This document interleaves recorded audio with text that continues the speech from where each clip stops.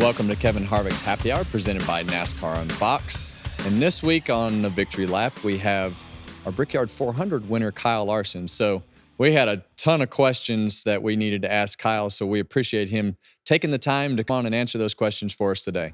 Well, Kyle, you went to the Brickyard once already this year and came back and went home with a trophy. So how much as a kid did you want to race at Indy, and what's it feel like? I always felt like everything at the Brickyard was just different than anywhere else that you raced. Yeah, no doubt. I think, growing up, everybody realizes how meaningful it is to not only race there, but to hopefully someday win there. And, I had not really, I guess, the only win I had at Indy was on the dirt track. So, which is cool, but it's still not the oval. So yeah, this year was extra special. You get to run the Indy 500 and then come back and run the Brickyard 400 again, which you had been on the road course the last few years. So I felt like Indy kind of lost a little bit of meaning in the Cup Series the last few years. So it was nice to have it back on the oval. And it was extra special too, because I got to run the paint scheme that I didn't get to run at the 600. So a little bit extra motivation and extra meaning, I think, to winning yesterday, and made it all feel even more special.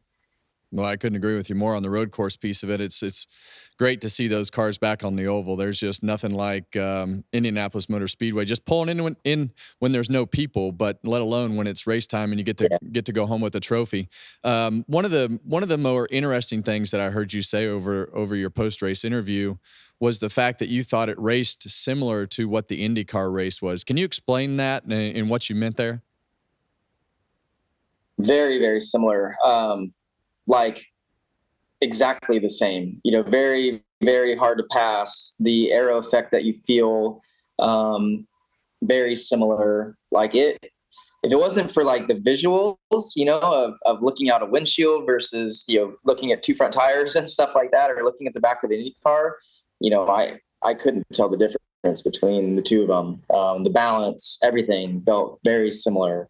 The stock car, my balance was a little bit edgier than I was in the IndyCar, but there was others in the IndyCar that looked edgy, but it felt exactly the same. And I would say single car runs, to me the stock car felt way faster because it had less grip, and I was much edgier in practice and qualifying, where the IndyCar is so stuck and easy, wide open, that you don't get that sensation that you're going 240 miles an hour, but 180 or 90, whatever we're running in the stock car, felt way faster. So, but yeah, all the in traffic stuff in the race and in the race strategy and all that felt very, very similar to the 500.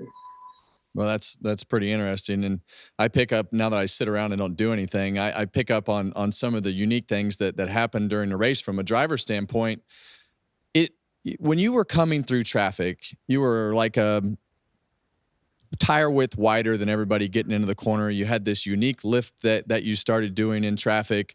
You really squared the center of the corner off. Is that something? Because for me, you're like a flea. Like, you never go away. You're always trying something else. You're always trying a different line. You're always peeking out of everybody's mirrors, and not in a bad way. I mean that in the best way possible, because It's just, you never quit, and you wound up with this very unique line. Is that something that you just found with the stock car? Is it something that you were turned on with while you were there with the Indy car? Because it wound up working, and you wound up getting position on a lot of guys and making your way through traffic. No, I think just you're always trying to work angles and find some clean air, and that all kind of worked out, I think, in my favor, just because the pace was brought down so slow, because those guys were, saving fuel in front of us. So, if the pace was faster, it's harder to kind of open out and get that clean air and really have it make a difference.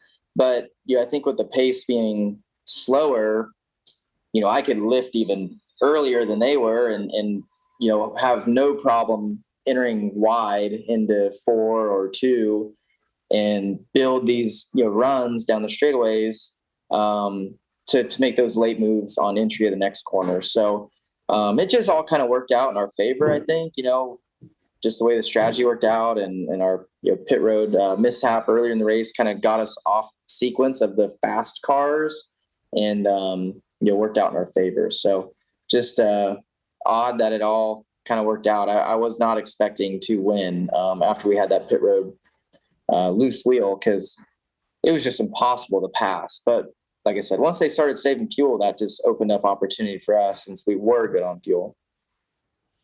So you have the pit road penalty. You guys overcome all that. You have great strategy, as you usually do on a weekly basis compared to the rest of the field. And so you come down to the late restart there, and Brad runs out of fuel. Brad dives into the pits. You wind up on the front row.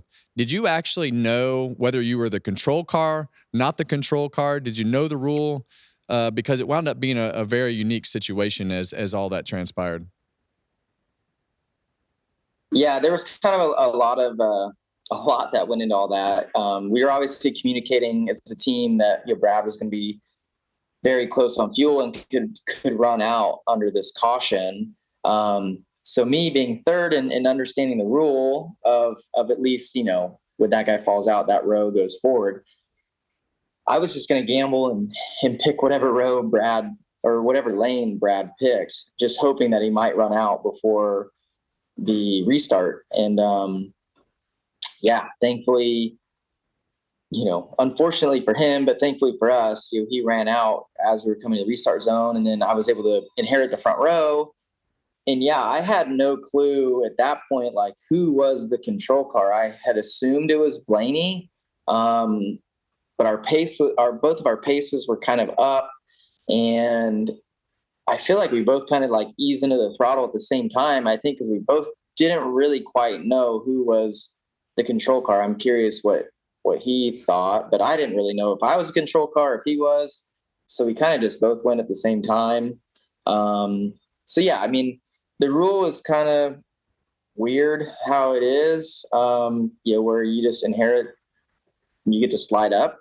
But I don't really know how to fix it in that situation. Like, they would have to make a quick decision, NASCAR, to call off the restart.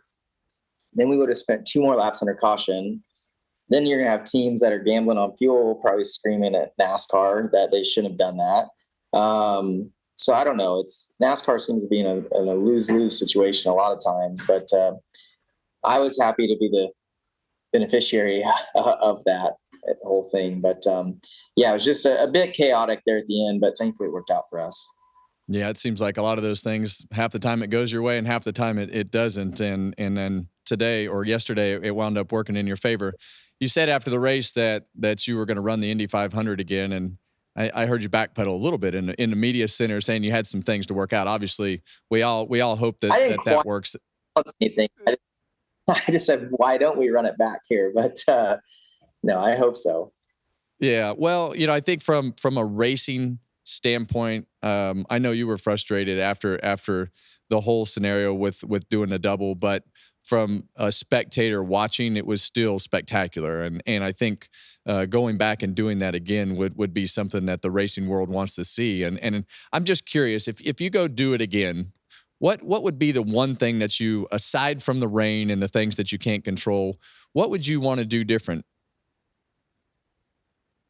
Well, I mean, there's obvious things like of race craft, or working on your balance throughout practice, because it is a little bit different once you get to racing. The balance was much tighter. I didn't realize like how actually hard it would be to pass, and I was a little bit too tight in the race to make moves. So I would work on that. But then I think even on the logistics side of it, so we ended the race, got to the helicopter very quickly, helicoptered from the track to the Indianapolis airport signature there. And then, that's a big airport, so it's really busy. And I felt like we sat on the taxi, taxiing out to take off for 25 minutes or so. So I think one thing that I would look at changing would be I don't know if there's another airport, nearby that one of Rick's planes could take off from. That may be a lot less busy, that we could, maybe it's a 2 or 3 minute extra helicopter ride, but you save 15 minutes of taxiing, because every second matters, especially with kind of where we were at with the weather and all that transpiring on that Sunday. So yeah, I think there's some logistics things that we could do a little bit better running through it again. I'm sure there's other things on the business side that the team could maybe save money on, and all of that too, to not really impact things too much. But I thought, and as Hendrick Motorsports does everything first class. So, I thought they nailed it really well the first time around. And, you give them a second chance at anything, they're going to be way better. So I hope we can do it again, because I think we'll be much more prepared as a group for sure. Well, we hope you do it again as well, and congratulations on everything you were able to accomplish yesterday. I love how your racing mind is always thinking. You're talking about travel and airports and all the things that come with the things that people don't think about. So have a great couple off weeks, man, and good luck the rest of the year. Yeah, thank you. I appreciate it.